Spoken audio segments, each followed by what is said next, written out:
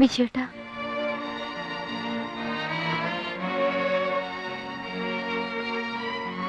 പോവാണല്ലേ?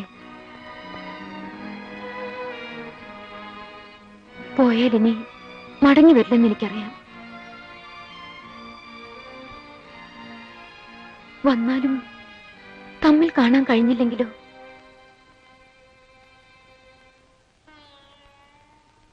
കുറ്റപ്പെടുത്താനും പരാതി പറയാനൊന്നുമല്ല ഞാൻ വന്നത്.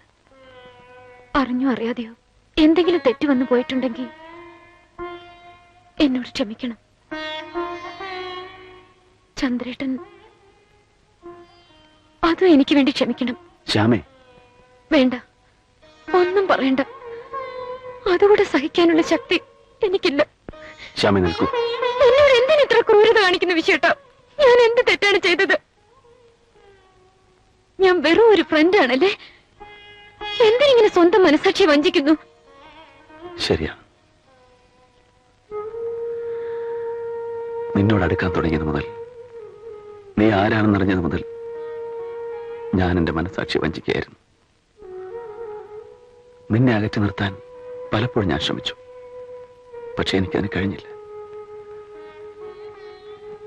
സത്യമെല്ലാം നിന്നോട് തുറന്നു പറയാൻ പലവട്ടം ഞാൻ ആലോചിച്ചതാണ്.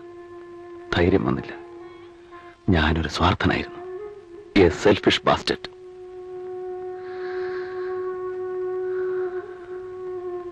എനിക്ക് അർഹതയില്ലാത്ത നിന്റെ സ്നേഹം പിടിച്ചു പറ്റാൻ, അത് നഷ്ടപ്പെട്ടു പോകാതിരിക്കാൻ എല്ലാം നിന്നിൽ നിന്ന് മറച്ചു വെച്ചു.